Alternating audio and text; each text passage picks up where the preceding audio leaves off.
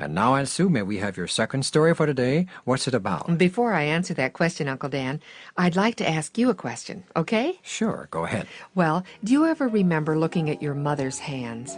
Well, I guess so, but what's that got to do with your story? Well, tell us, just what did you see when you looked at your mother's hands? Well, nice hands, somewhat worn in spots, perhaps a little wrinkled. Why? Why were they worn and wrinkled? Well, they were because of many, many long years of hard work, Aunt Sue. Thank you, Uncle Dan. That's exactly what I wanted you to say. And if each child would look at the hands of their parents, they'd find those hands scarred and worn. Signs of love, signs of hard work, so that their children can have comfortable homes, good things to eat, and all the other wonderful things of life. A good point, Aunt Sue. And I'm beginning to suspect that all this leads up to your story for today. It does, Uncle Dan. And the story is called... See My Hands.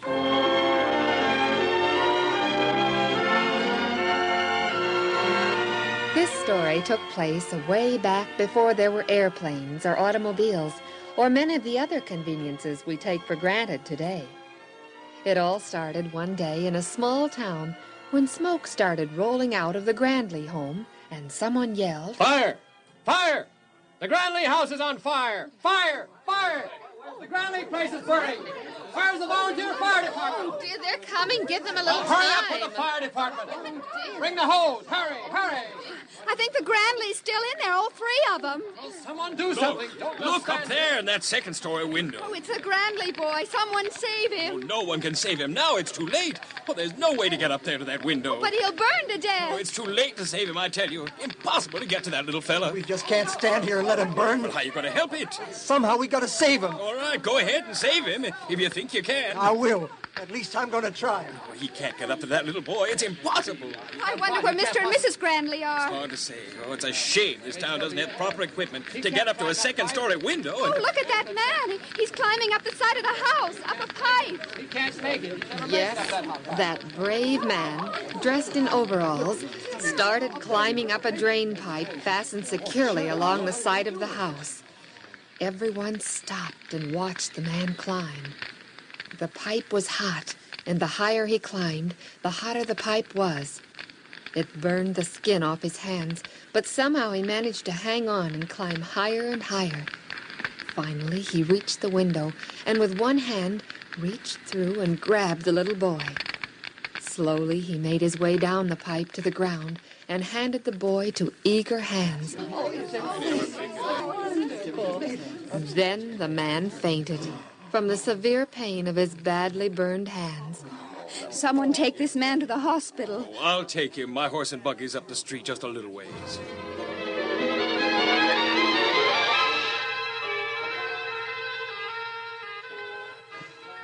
Bandage, nurse. Yes, Doctor? These hands are burned very severely. How did it happen anyway, Doctor? A fire over in Centerville. He rescued a little boy. But how did he burn his hands and not the rest of him? Mr. Stanfield told me that Where am I? What happened? No, you're all right. Just take it easy. Where am I? This is a hospital. A hospital? I don't remember. You what... burned your hands a little when you... Fire! Fire! Somebody save that little boy. Now I remember. Is the little boy all right? Did I get to him in time? You did. He's all right. You saved the boy's life. Oh, but your hands, they're burned pretty badly. Don't you worry about my hands, Doc. We saved the little boy. That's all that matters. Hey, how about the boy's parents? Are they all right? I'm afraid not.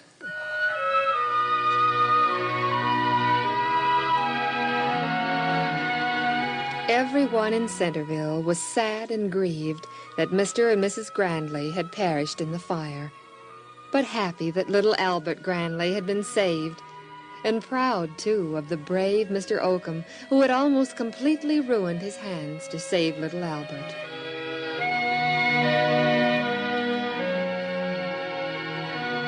The town's banker and richest man, Mr. Stanfield, took the orphaned Albert into his home as his own little boy. One day, Judge Hammond in the courthouse had a visitor. Well, howdy, Mr. Stanfield. And how's the town's most influential citizen today? Oh, fine, thank you, Judge. I haven't seen you in a coon's age, Mr. Stanfield. Where have you been keeping yourself? Banks kept me pretty busy, Judge. Yeah, I reckon so, all right. How's Mrs. Stanfield? Healthy as a den of lions, and almost as sassy. She always did have a mind of her own, even as a child.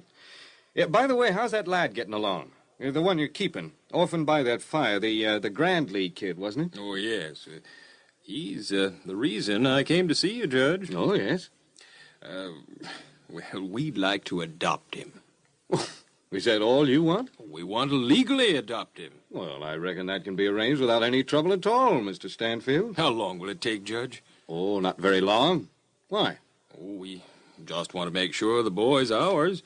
Mrs. Stanfield and I have come to like that boy. Love him very much. Oh, well, don't worry about it, Mr. Stanfield. There are certain legal formalities we'll have to go through that'll take a little time, but don't you worry. That boy's already as good as yours.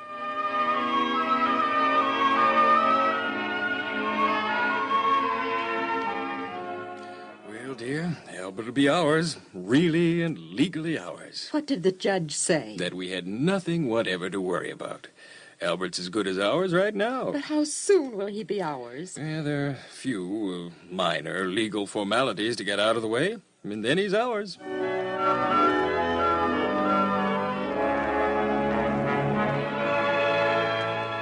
When are the adoption papers coming through, Thomas?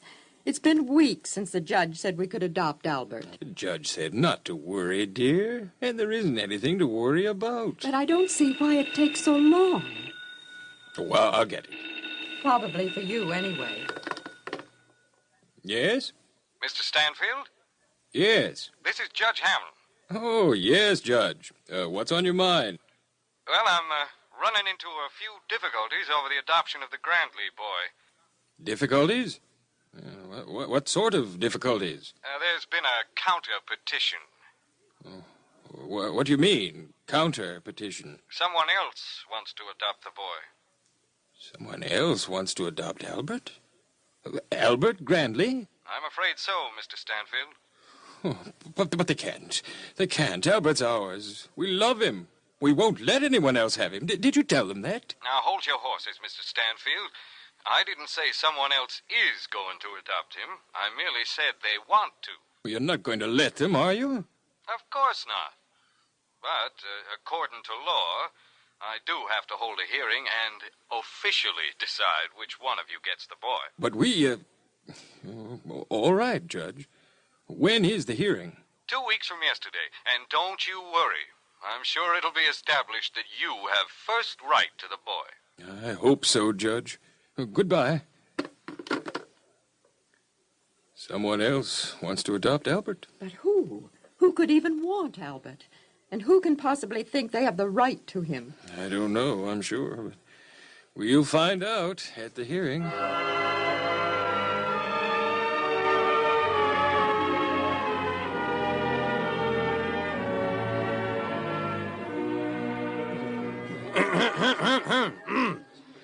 Now, this is not a trial. It is merely a hearing to decide who shall be permitted to adopt 6-year-old Albert Grandley. Mr. Thomas Stanfield, our banker, or Mr. Claude Oakham. Mr. Stanfield. Yes, Your Honor. Sit down, Mr. Stanfield, in that chair. Thank you. Your full name? Thomas Stanfield, Your Honor. Your occupation? I'm president and owner of the Centerville Bank, Your Honor. You make enough money, I presume, to give Albert Grandley a nice home? In case, that is, you are permitted to adopt him. Yes, Your Honor. I can assure the court that I have enough funds to more than take care of Albert. The entire orphanage, if necessary. Oh, we're sure of that, too, Mr. Stanfield. But is there anything else, Mr. Stanfield, that you could say that could help this court decide who should be permitted to adopt the boy? No, Your Honor. Oh, except Mrs. Stanfield and I have long wanted a son. We'll be good parents to Albert. We'll give him all the money he wants. We'll give him the best clothes. He'll be sent to the finest and most aristocratic schools. We'll give him trips abroad. In short, Your Honor, Albert will have every advantage that money and social position can give him. Thank you, Mr. Stanfield. That's all, I guess. Mr. Oakham. Yes, sir? Come here and sit down in that chair. Yes, sir. Now, what is your full name? Claude Oakham, Mr. Judge. You wish to adopt the Grandley boy? If you please, Mr. Judge. Now, what do you do for a living?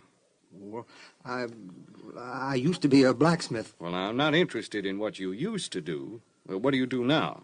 Well, it's odds and ends mostly, sir. Anything I can get to do. How much do you make? Sometimes more than at other times. Give me a figure. How much do you make? Well, it'll probably average about $40 per week. $40 a week? And you expect to feed and clothe a family on that? I have no family, sir. No family? Well, certainly you have a wife. No, sir. She passed away 3 years ago. No wife? And yet you expect the county to let you adopt a child? Yes, sir. I'd appreciate it very much, Mr. Judge. But I can't countenance any such thing. Well, give me a reason why I should. Why you want to adopt the boy.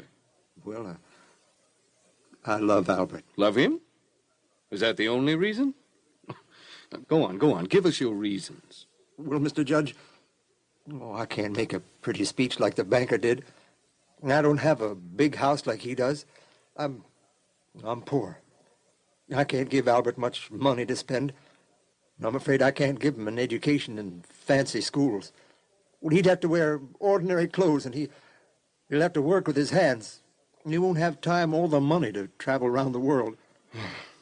Well, then, pray tell, Mr. Oakham, on what basis do you expect me to let you adopt the lad?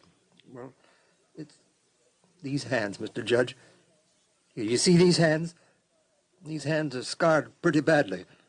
This one's almost useless. My hands, Mr. Judge, are the reasons I can't hold down a good-paying job like I used to. I don't have a wife, Mr. Judge, but I do have a home. It's a humble home, it's true, but it's a home where love and affection abounds. It's true, Mr. Judge, that I can't give Albert the advantages of lots of money or high social position, but I can give him the advantages of true God-fearing affection and love. I'd like to say something, Your Honor. Well, I wish you would, Mr. Stanfield. Mrs. Stanfield and I have come to love Albert very much. It would tear out our hearts to give him up. Yet I think, Your Honor, that Mr. Oakham has a better right to him than we do.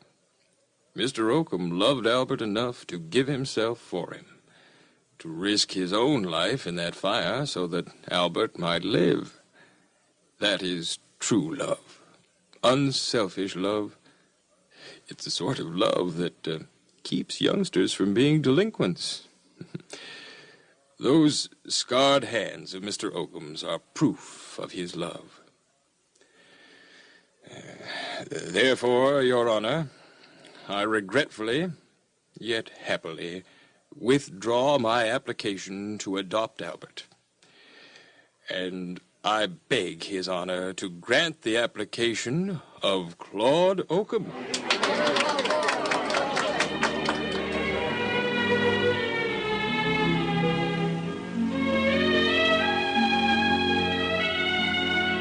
Greater love hath no man than this, that a man lay down his life for his friends.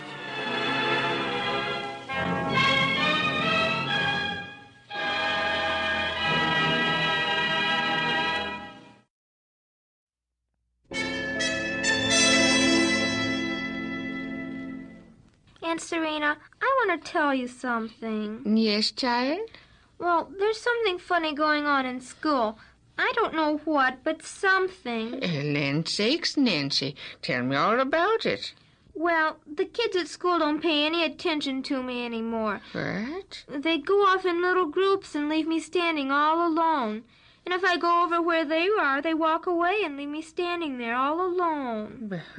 Why? Well, they snub me. That's what they're doing. And I don't know why. They've always liked me before. But this year they don't. Well, have you done something to make them mad at you?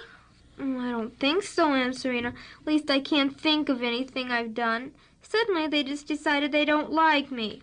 Even Mary snubs me. The very idea. Well, what you going to do about it, child? I'm not going to do anything except try and find out why.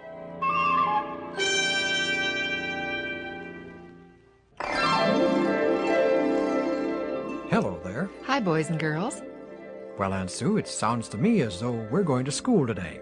Oh, well, not exactly, Uncle Dan. At any rate, we're all ears, wanting to find out about Nancy's trouble. Well, Nancy does have trouble. My story is called Nancy Vogue's Den of Thieves.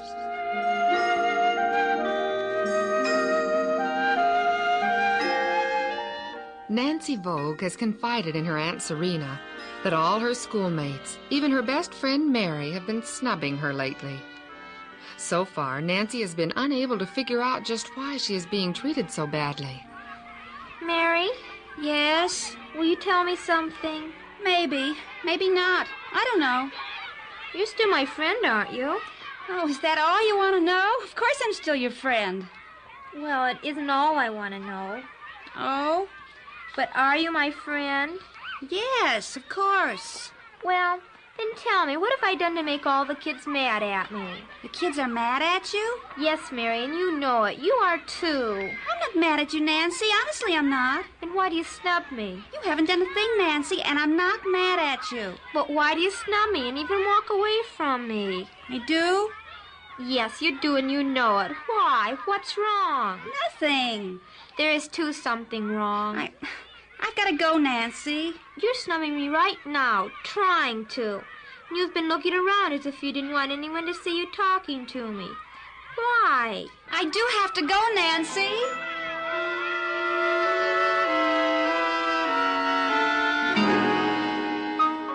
You know, Aunt Serena, Mary acted as if I had the measles or something, the way she looked around, afraid that someone would see her talking to me.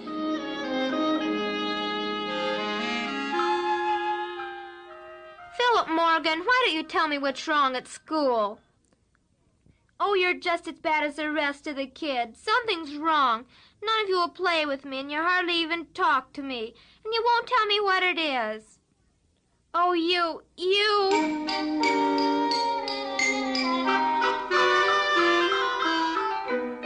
Hello, Nancy. Hello. Is something wrong, Nancy? Are you sick? I'm all right. Well, then you must be worried. Are you? Well, I guess you could say I'm worried. Is it... Well, it's about the way the kids treat you, isn't it? Well, yes, it is, Mary. It's awful being the odd person on the playground. If it's something I've done, I do wish someone would tell me. Oh, it isn't, Nancy. Honestly, it isn't. Well, what is it? Oh, I hate to tell you this, Nancy. Well, in fact, I'm afraid to tell you. Afraid of what? Well, Nancy, there's a club in school. A secret club. And you aren't a member. Well, I'll join the club. Oh, it isn't that easy, Nancy. I mean, well, you can't join unless you... Well, you can't join the club unless you steal something to bring as initiation fee. You mean a club of thieves? When you put it that way, it does sound pretty terrible, doesn't it? Well, I'll see. But we have to steal something that's only worth a dime. Well, stealing is stealing, if it's only a penny. And we never let any new kids into the club because we're afraid they'll tell the teachers or their folks. But I'm not new in school. I know, but you... Well, I don't know, you're a good girl. And we were afraid you wouldn't like the idea, so we just didn't want you to know. Well, I'm surprised at you for joining a club like that. At first I didn't want to, but then I got tired of being snubbed by the other kids, so I joined. Oh, you're in a pickle, Mary. Yeah, I know. I stole 2 10-cent candy bars from the market. I'd like to pay for them and tell Mother what I did, but that would cause all kinds of trouble. Anyway, I promised I wouldn't tell. Well, why wasn't I asked to join? We've brought up your name several times, but every time someone thinks you can't be trusted not to tell. That's why. Well, I've got to go home now, Mary. Aunt Serena's expecting me to take care of the store. Don't worry, Mary. I won't tell anyone. Betsy Amelia, I want to tell you something. A deep, dark secret. But you have to promise not to tell anyone. Mama. My room at school is a den of thieves. Yes, almost everyone is a member of a club of thieves. And I don't like to belong to a den of thieves, but what can I do about it? Mama. Yes, I know. I've got to do something, but what? I've just got to do something to stop it. I'll know. I'll talk to Mary again. She's a member of the club. Maybe she'll do something to stop them. Mama. Yes, you're right, Betsy Amelia. I know I should pray about it. Oh, I will. Right now. Then I'll go see Mary. Dear Jesus, the kids in my room at school are members of the Club of Thieves. They must be stopped before they do something terrible.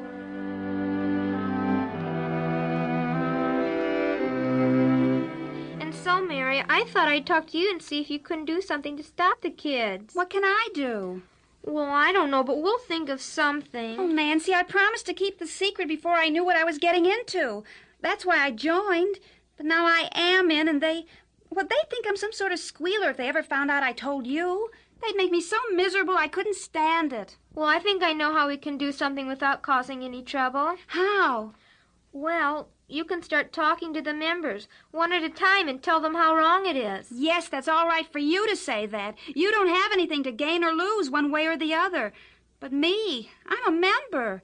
I'm trapped. Well, I'll try and think of some other way. Oh, Nancy, I think they're going to ask you to become a member.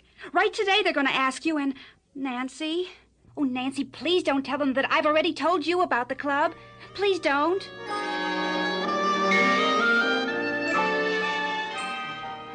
Nancy, wait up. I gotta talk to you. Oh, hi, Philip. We kids have our room has a club, a super secret club. We want you to join. What kind of a club is it? Do you want to join or not?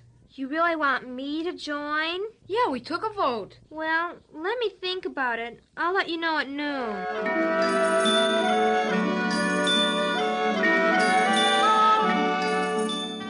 Well, Nancy, do you want to join our club?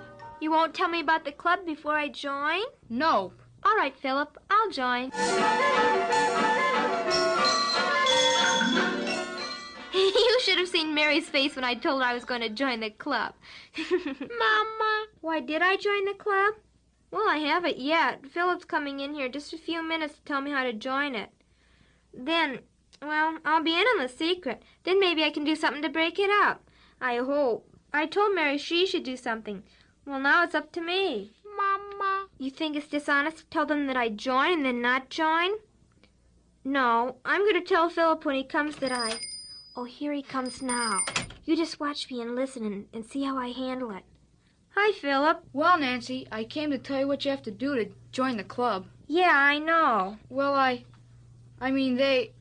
we're asking you to join and... Well, just tell me what I gotta do. Well, we have an initiation fee. Well, most clubs do. But this initiation fee, well, it's a little different. Oh? You have to... Well, tell me. Are you sure you want to join? I said so, didn't I? Before I tell you, you gotta swear absolute secrecy. You gotta promise not to tell a soul, ever. All right. You promise?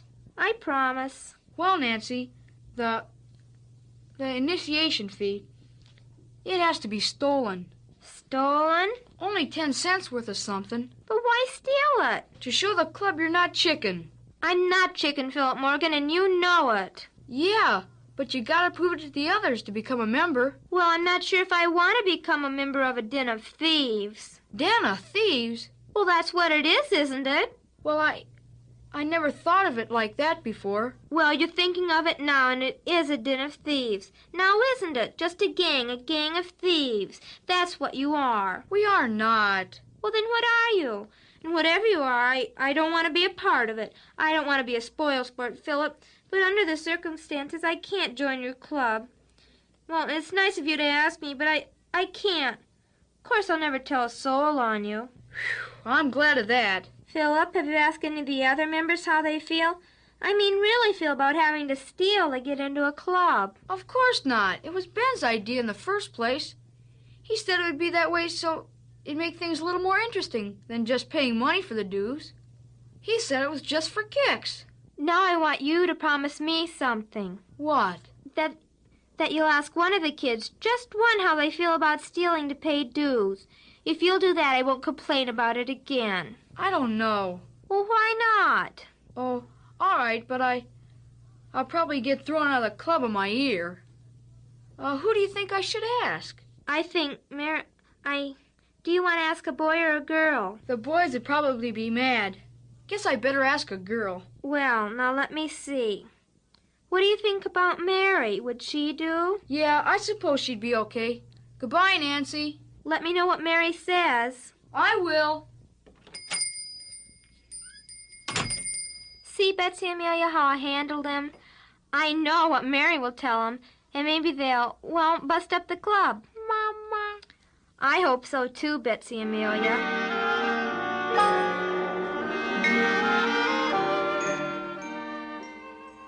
And then when he asked you what you thought of it, what'd you say, Mary? First, I was afraid to say anything.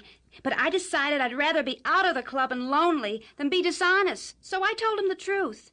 We talked quite a while and decided that each of us would talk to one more person and see what they thought about it.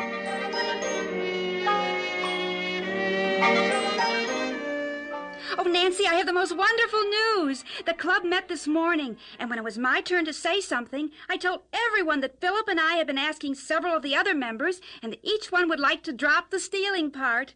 Oh, some of the boys were angry as hornets and said it wasn't stealing. But they soon cooled off and began to talk things over. We're going to have another meeting tomorrow.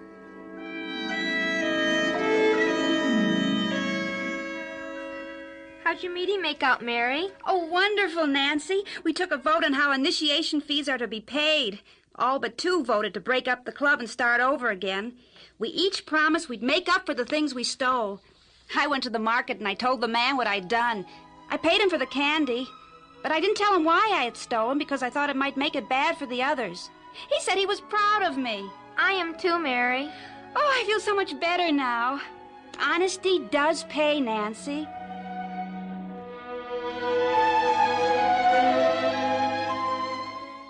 And remember that, Betsy Amelia. Always remember it. Honesty does pay. Mama.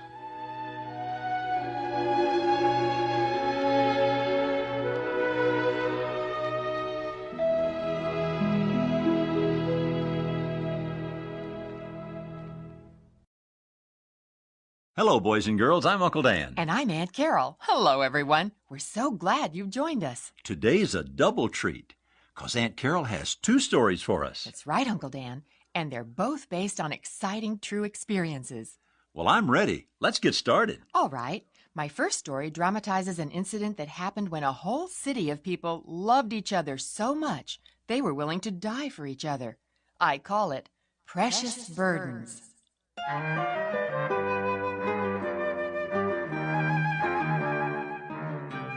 Several hundred years ago, there was a small city in Eastern Europe filled with friendly, happy people.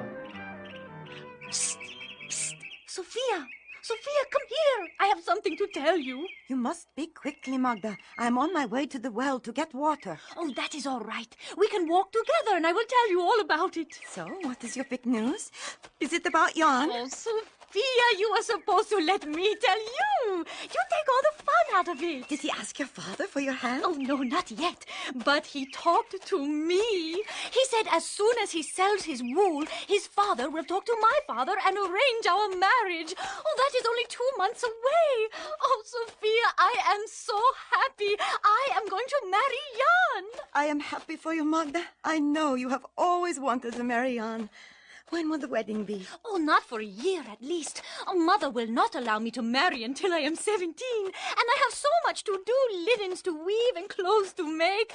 And Father has to finish getting my dowry ready. Oh, he has promised me 12 gold coins. Oh, Sophia, I am the luckiest girl in the world. Her engagement to Jan was made official, and her father had gathered 8 of the promised 12 gold coins, when one day her peaceful world exploded.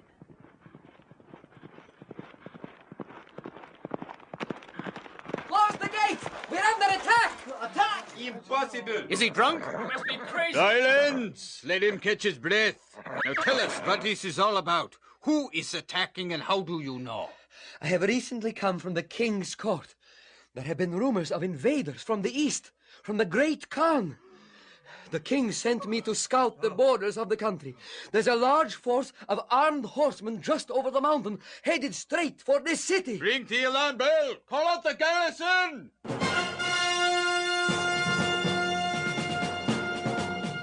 Captain, this man is a messenger from the king. He says they're under attack. We have to protect the people coming in from the fields. Right. Mount up, men. Bring extra horses where you can. We have got to get everybody inside now, right now. Double the watch on the walls. Stand by to close the gates as soon as everyone's in sight. You, run for the headman and tell him what's happening. Yes, sir.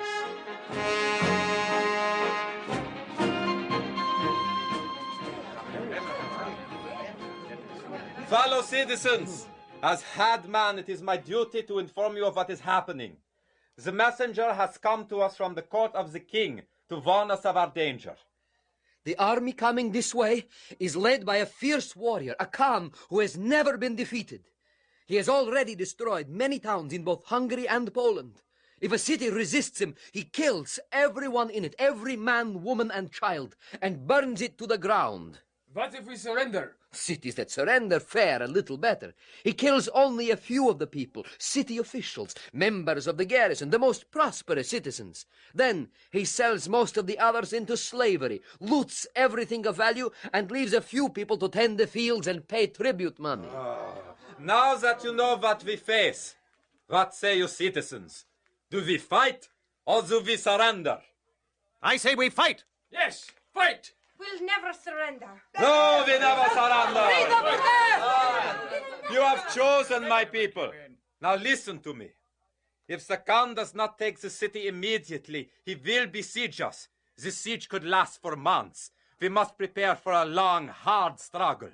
I command you now to bring all your foodstuffs to the central storehouse and all your livestock to the marketplace. Food will be placed under guard and will be rationed equally.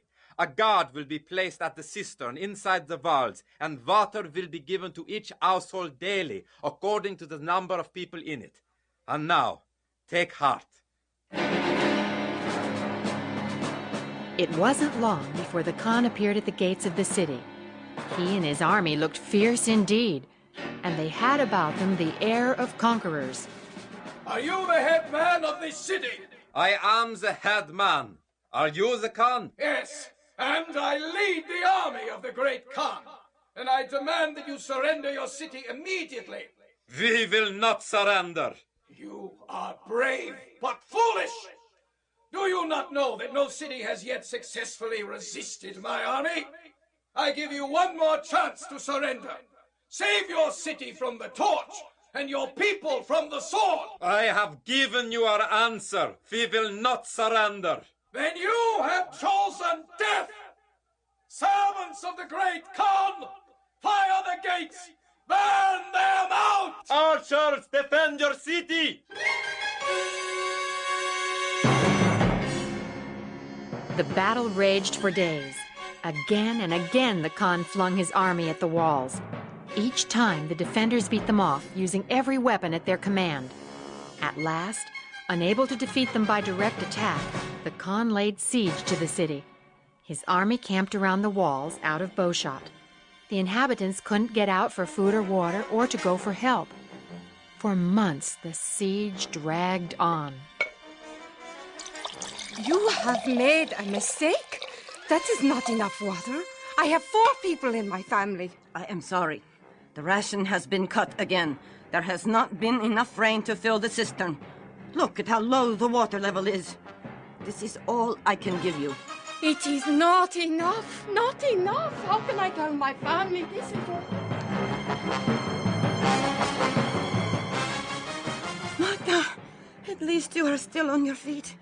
How are your parents and your Uncle Lucas? Oh, they were all sick, Sophia. They can hardly move around. The rations are so tiny. All the meat and vegetables are gone, and there's only a little grain left. I know. Anna's mother died yesterday. Oh, how terrible. She was too sick. She had no strength to fight the disease. So many are dying. Many of the men who were wounded only slightly have sickened and died. There just is not enough water to cool their fevers, nor enough food to give them strength. The Khan said he would kill us all. I think he is going to do it, just by sitting outside those walls. We are all going to starve to death, or die of thirst.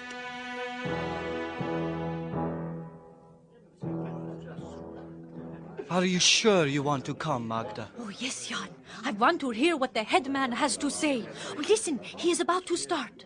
My people, some of you have asked me to call this meeting to consider surrendering the city. Who wishes to speak first?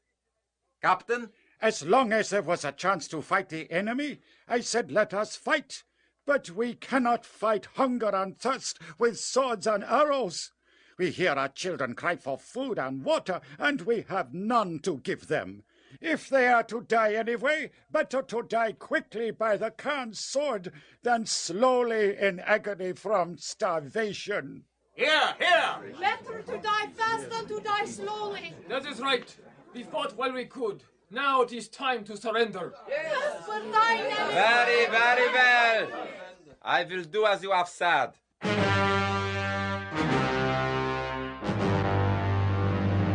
You have signaled you wish to talk with me? Yes, Khan. We can hold out against the siege no longer. Our children die slowly before our eyes. We will surrender. You fought bravely. You have held out against the siege longer than I would have believed possible. Because you have been so brave, I will give one gift to your city. What is that? You understand that I must make an example. Other cities must not be allowed to think it is possible to resist me. Therefore, I must kill all the men and boys and burn the city to the ground. But I will allow the women and girls to leave. At dawn tomorrow, they may leave the city, taking with them whatever they can carry on their backs. My soldiers will not touch those burdens, even if they are your greatest treasures. This is my vow to you, the brave men of this city. Your terms are more generous than we had dared to hope. We accept. At dawn, tomorrow.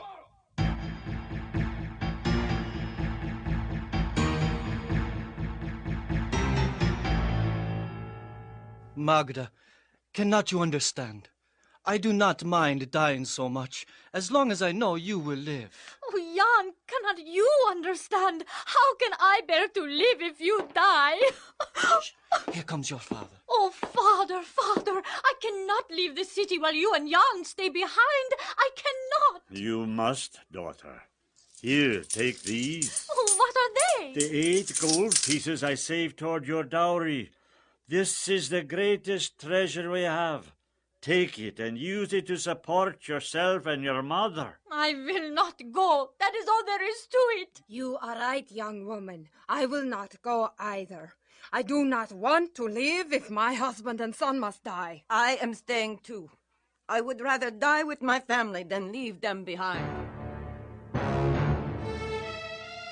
When the women refused to leave, the men were at their wits' end. But after a lot of discussion, a plan was formed. It was a dangerous plan, and it could mean the death of everyone in the city after all. But the women insisted they'd rather die with their families than live without them. The rest of the night was spent in assigning bundles and in saying goodbye, for no one knew whether they would live past dawn. At last, the night was over. The Khan and his army broke camp and rode to the gates of the city. Open the gates!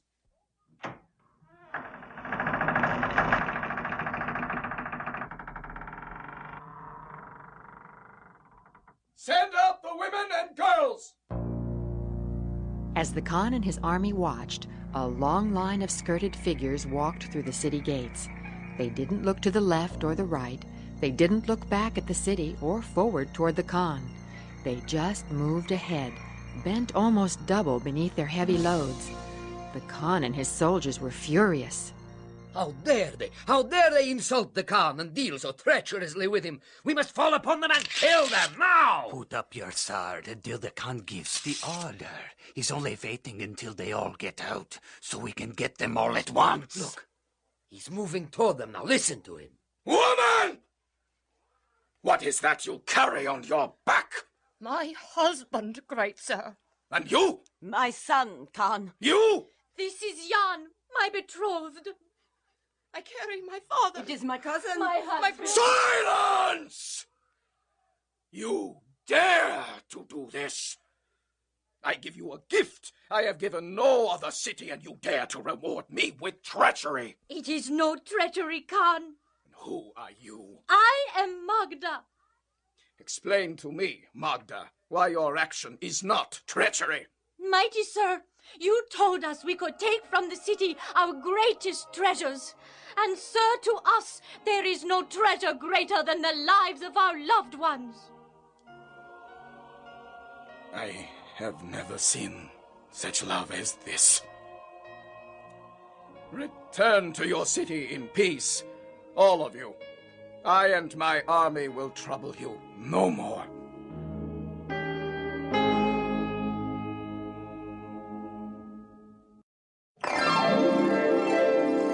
Hello there, everyone.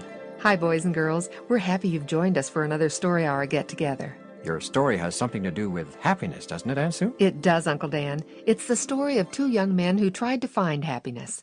I call the story Coal Oil Johnny.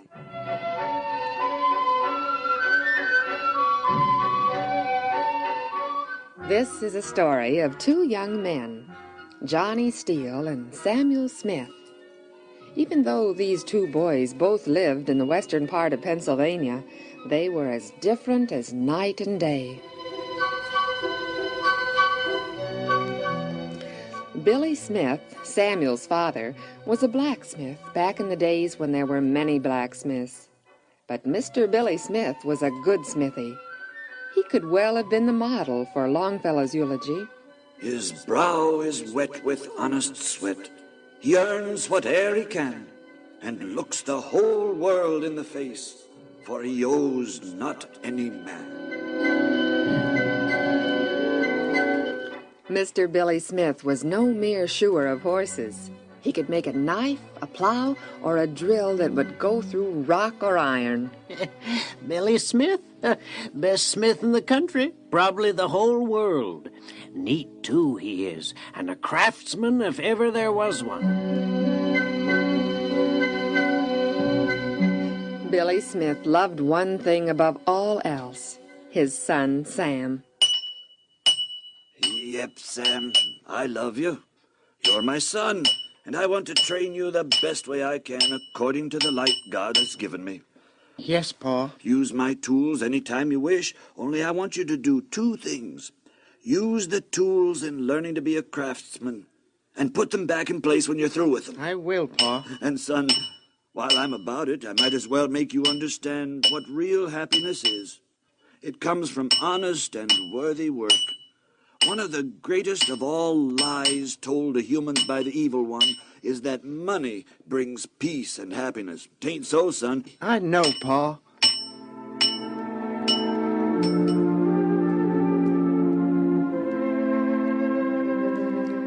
Johnny Steele lived near Titusville in Venango Valley. He was an orphan boy who had been taken into the McClintock family, farmers. When Mr. McClintock died, Mrs. McClintock and Johnny continued to carry on the farm.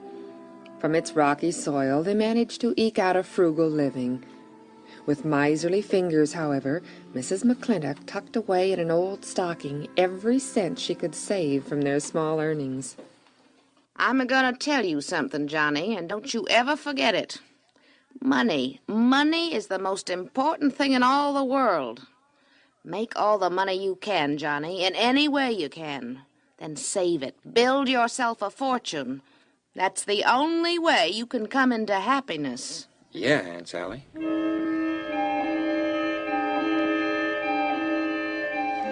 There was a strange thing about the country around Titusville. Many of the small streams were covered with a thick, black, sticky substance which came out of the ground.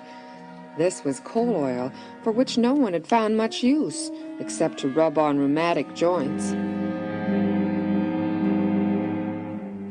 Along about 1857 or 58, an enterprising man named Drake had some of this sticky oil substance analyzed by a chemist. My dear man, this stuff is valuable. By distilling it, it can be very good oil to burn for light. Why, look at this. Whoa, a light. It's as bright as several candles. I told you. That clear liquid in that lamp came from this sticky stuff? Sure did. I distilled it. Well, we're in business if we can get enough of this crude oil to pay. That's going to be a problem, all right. I've been thinking about this crude oil, as I call it. You know what I think? I think this comes from lakes of the stuff underground. Lakes? Underground? But even if that's so, how are you going to get to the lakes? Dig down to them? No, they're too deep, I think, for that. I'm going to see if I can't drill down to them. Drill to them? Drill down in the ground? Yeah, that's my idea. But you'd hit rocks, and you can't drill through rocks. Well, with a proper drill, I could. Where are you going to get such a drill? There isn't any such animal made that I know of. There must be a blacksmith somewhere who'd know how to make such a drill. If I can just find him.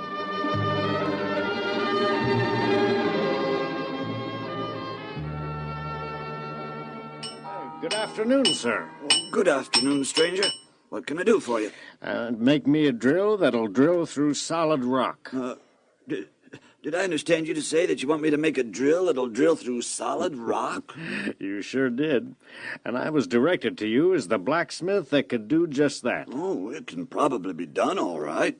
But why in tarnation do you want to drill through rock? To get down where crude oil is. That sticky stuff you see on the rivers around here. I'm going to distill it and make oil to burn in lamps. Will you make the drills for me? I'll try. But I'm not at all sure of success. I'd want you to work right with me at the site of the drilling. That's the only way I'd even try. The digging would start over near Titusville. Well, I guess me and the family can move there if necessary to turn the wheels of progress. I don't even know your name. Drake, Mr. Smith. Colonel Drake.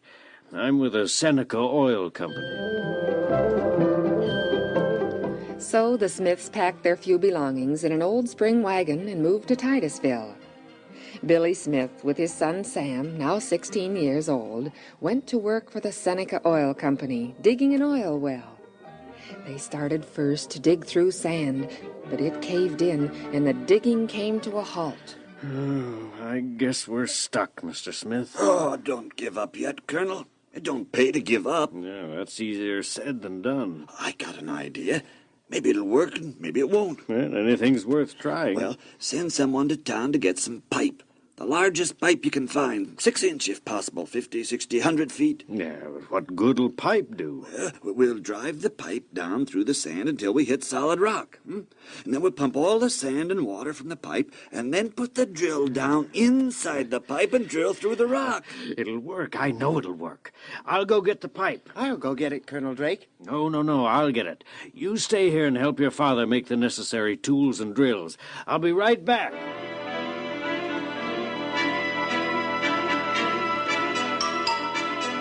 Billy Smith's idea did work. The drill was run by a small engine.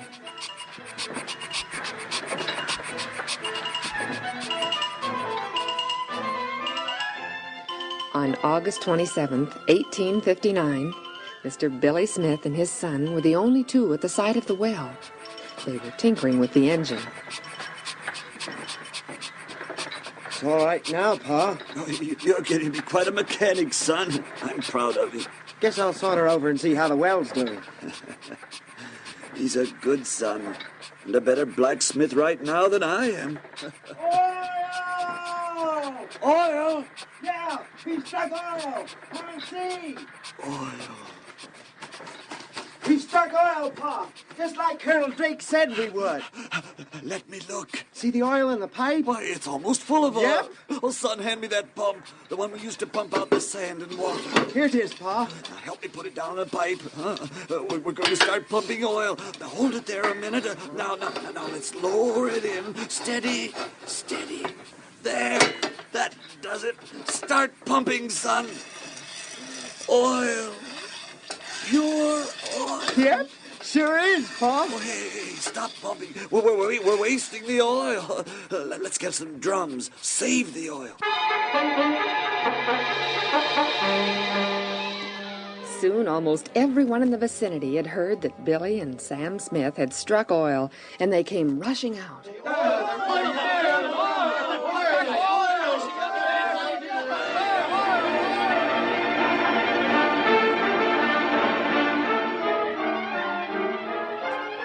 That was the world's very first oil well, the beginning of all the oil strikes and excitement and stampedes that have occurred since then. Excitement around Titusville ran high. Farmers and landowners were all anxious to sink oil wells on their land, hoping to find oil and become rich. Since Billy Smith was the original oil well driller, he was deluged with offers to drill for others. But Billy Smith turned to each one and looked them straight in the eye. Nope. Can't do it. Colonel Drake and me, we ain't got no written contract, but I figures how I owe him at least 3 years of work. So I guess I'll just stick by him. And stick by Colonel Drake, Billy did. Meanwhile, Mrs. McClintock was approached by an oil promoter. Mrs. McClintock, I'm sure there's oil on your farm. Indications all point to it. How about it, Johnny? He's right, Aunt Sally. I'm sure there's oil aplenty neath our farm. Want to sell your farm? Nope. You ain't the first that tried that, mister. Well, how about leasing the oil rights to me? Now, what does that mean? My company would put down wells, and you'd get a royalty from all the oil we got. How much would that amount to? Well, I don't know. It depends on how much oil there is on your farm, Mrs. McClintock. Would it cost me anything? Nope, not a cent, Mrs. McClintock. We'd put up all the money to drill the wells and do all the work. You'd be paid so much for every barrel of oil. Is it a deal? Johnny, what do you say about it? Money's the basis of all happiness, Aunt Sally. You said so yourself. It's a deal.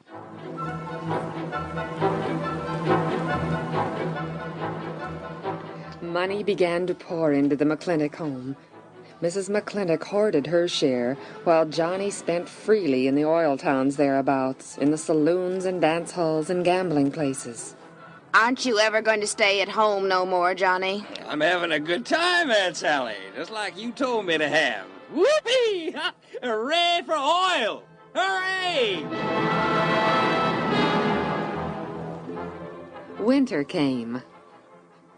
Johnny, go out to the woodshed and get me some of that there coal oil, will you? Oh, the lamps are all filled, Aunt Sally. Now, don't give me no back talk. Get that coal oil for me. All right, Aunt Sally. I don't know what this new generation's a-coming to. Sassy as all outdoors and don't have no respect for nobody at all. Here you are, Aunt Sally. What are you going to do, Aunt Sally? Put some of this here coal oil on this fire. Make it burn better. Sally, watch out! Aunt Sally, you're on fire! Aunt Sally!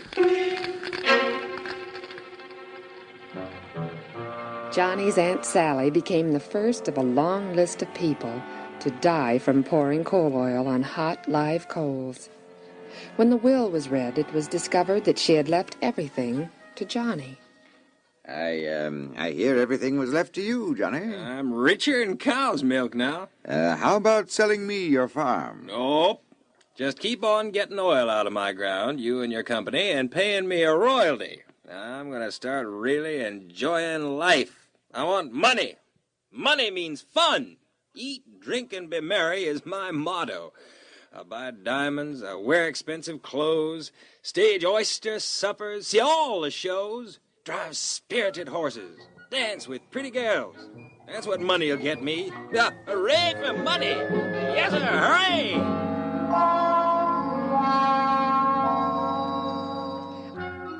Even though Johnny Steele and Sam Smith were born at about the same time and place, they are as unlike as night and day. Sam Smith continues to help his father with drilling oil wells for the Seneca Oil Company, while Johnny Steele is rich from royalties of oil taken from the farm his adopted mother left him. Say, Johnny, you decided to sell your farm yet? Yeah, why should I sell it? I'm getting as much money from the oil as I can spend. We'll give you $1.25 million for it.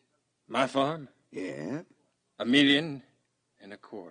Oh, there ain't that much money in the world, is there? Now just say the word and it's yours. $1,250,000. Give me the money. You'll sell? Give me the money, now. Oh, well, that's impossible, Johnny. Such things take time. I won't sell, then. Oh, Johnny. Nope. Well, would a bona fide IOU right now do? I want the money. An IOU from me and my company is as good as money. In fact, it's the same thing as money. You can show the IOU, and anyone will extend you credit. Then you can pay them when we give you the $1.25 million. I don't know. Well, you want money, don't you? And the things money can buy? Well, here's your chance, Johnny. You'll be the richest man in America. Everyone will bow down to you. What more can anyone want? Give me that IOU. Sure, Johnny, sure. Now, I owe Johnny Steele $1.25 million for his farm, which I promise to pay as soon as the legal aspects of the farm's transfer to me can be arranged. Signed? There you are, Johnny. Well, this looks all right. It's as good as gold. I'm rich. Rich. I'm going to go out and paint the town red.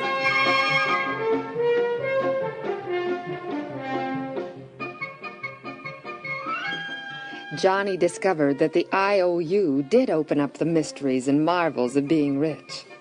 With it, he traveled to Philadelphia and purchased a $16,000 carriage and a $2,000 team of horses. He paid $25,000 for 6 months at a hotel. Faster, Johnny, faster! Get up! There goes Coal Oil Johnny and his gang. Yeah, did you hear that, Johnny? That boy called you Coal Oil Johnny. Yeah. Come on, get up!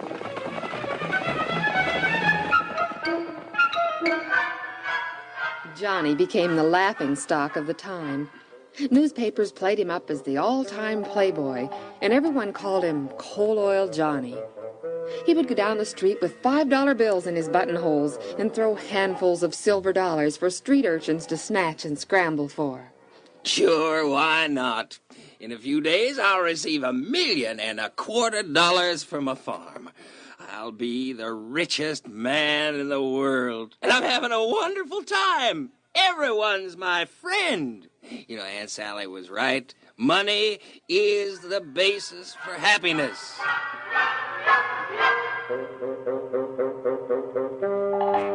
Meanwhile, Billy Smith and his son Sam had served their 3-year tenure with the Seneca Oil Company.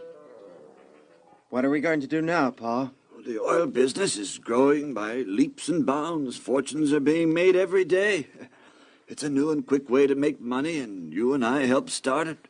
We can practically write our own ticket if we stay in oil. Yeah, Pa, but money isn't the way to happiness. You taught me that yourself. All this scrambling and fighting and cheating to get money is the devil's way of seeking happiness. You learned your lessons as a youngster well, son, and I'm proud of you. You think then we should turn our backs on all this? It would be well if we did, Pa. Let's go back to Tarentum and the old blacksmith shop. What do you say? All right, Pa. But you'll have to go without me. I'm going to war. The Union forces need me. A wise decision, son.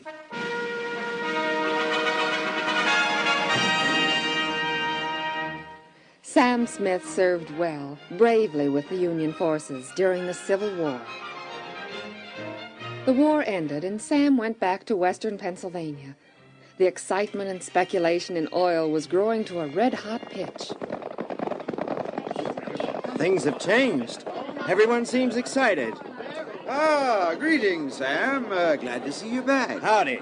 Well, what are you going to do now that you're out of the Army? Well, I haven't made up my mind.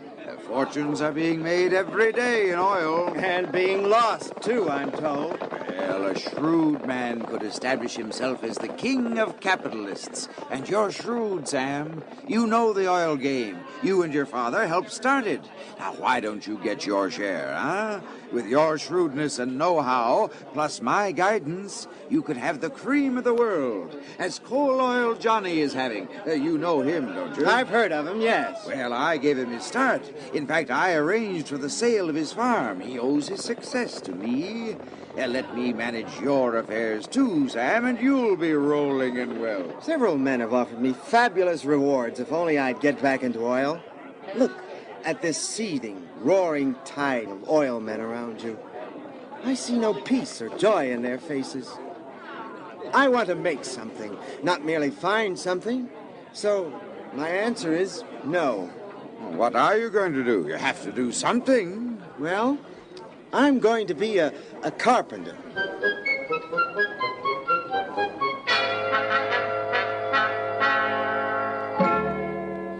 You're going to be a carpenter, son? Yes, Pa. And what made you decide to become a carpenter? Well, Pa, I've always loved using your homemade blacksmith tools. You know, I think the memory of that pleasure as a boy has as much to do with my decision as anything. I'd hoped you'd follow in my footsteps, be a smith. Why carpentry? The world's greatest man was a carpenter. He never fought a battle or made $1 million or followed the tide of fashion and pleasure. He found joy throughout the greater part of his life in building places for men to live.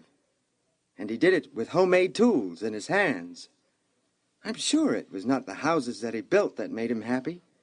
It was the service he gave and the love that flowed out through his skill that gave him his greatest happiness. Someday, when you have children of your own, you'll realize how much what you just said means to me. It makes all the heartaches and hardships in bringing you up worthwhile. I'm proud of you, son.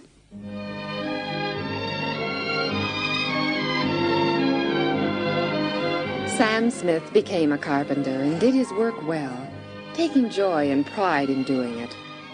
The houses that he built were honest, well-built structures with a sturdy beauty of their own.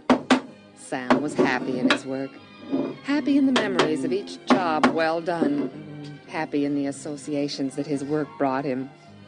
He did not make a fortune, but he did make enough to invest in a house and garden on the edge of town, where he and his family were forever contented and happy.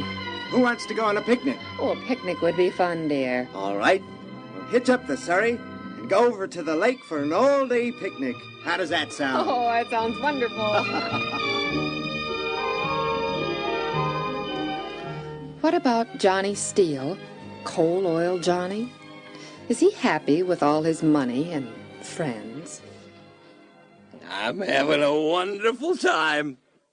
Everyone's my friend, and you're my best friend.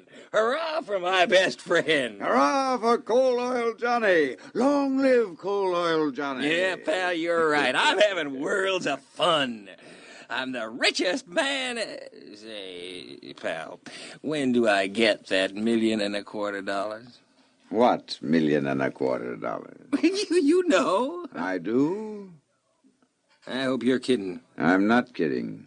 What $1.25 million? That you owe me for my farm. Oh, that. When do I get it? Now you're kidding. I've already paid you. What is this anyway, the runaround? You do have the money. At least I paid you. That's not the truth, and you know it. I have signed papers to prove it. So that's it. I've been took. but good. You've had your fling. I remember signing those papers. I was half drunk. You insisted that I read what I was signing, knowing very well I wouldn't. You weren't half drunk. You were stinking drunk. And a man like you, illiterate, drunk, knowing nothing at all about business or keeping accounts, a man who thinks of nothing but mad pleasures, deserves just what you got. I'll take it to court. Ah, what good will that do you? I have papers galore, even witnesses, to prove that I paid you the money. People will believe it, too. They will believe that you spent the money on riotous living, just as did the prodigal son of old. My friends will help me. They'll come to my rescue. Friends? Why, they're good-time friends, Johnny. Every one of them. With your money gone, they'll fade away like the dew on a hot morning. And that includes me. Goodbye, Johnny.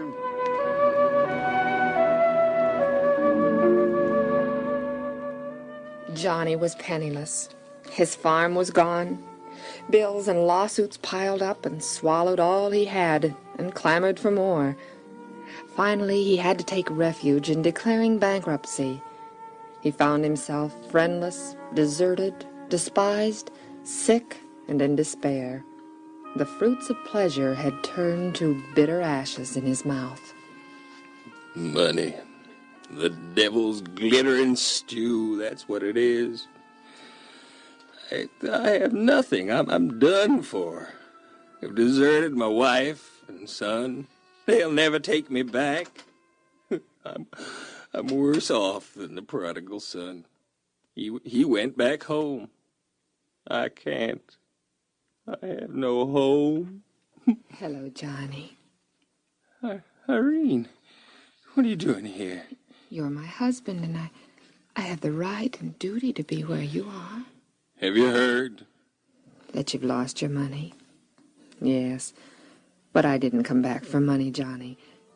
I came back for my husband and for little Johnny's father. Oh, little Johnny. Where is he? He's outside waiting for you. I have nothing. Absolutely nothing. Not even my self-respect. You'll regain that in time, Johnny. It'll take a long time. A long, hard, uphill pull. Pulling hard and long together. That's what family unity and happiness are made of. Let's go tell little Johnny the good news.